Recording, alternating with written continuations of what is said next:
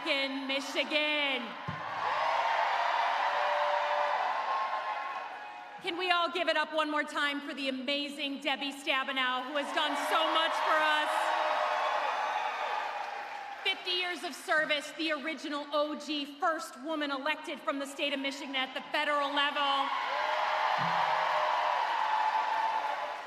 Okay, we are running late, so I'm gonna do this quickly. What a beautiful night. Okay. I'm Congresswoman Elissa Slotkin. I am proud to be the nominee for the U.S. Senate seat in November. We all know we have a job to do this November. We all know that Michigan is where you come to get things done. And we know that we invented the concept of the middle class, where you could work at an auto plant and afford the car that you were buying. That was a radical concept that we invented. And the Midwest has been on display, right? The Midwest has been on display. People are here, everyone is here because they know how important we are in this election to keep the White House, to flip the House, and to keep the U.S. Senate. And I think we have actually a very interesting story going on here because we have a Midwesterner on the VP slot on both sides, right? Interesting, interesting. Here in Michigan, we know a lot of guys like Tim Walz, right? We know a lot of guys like him. He feels like one of us. He's the coach, he's the dad making bad jokes, he's a high school teacher, he's a veteran, right? And he's also the guy who will tell you to always keep jumper cables in your car.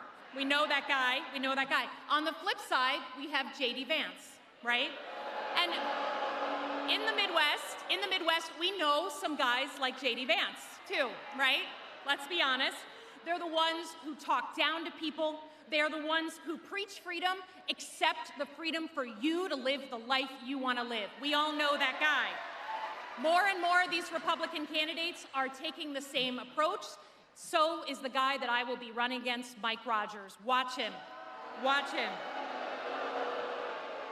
We have a choice this election in which kind of Midwest we want, which kind of country we want. Do we want something hopeful and positive or divisive and splitting us apart? We know what we want. The other side of the aisle is going to claim that they care about the middle class. They're going to claim that they care about your jobs. What they want is your vote. They do not give a living crap about you. So in those two contrasting visions, we know which one we pick.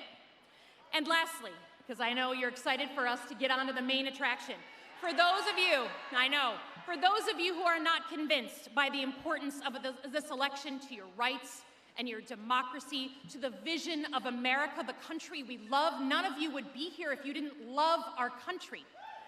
That's right. If you didn't love our country, you wouldn't be here.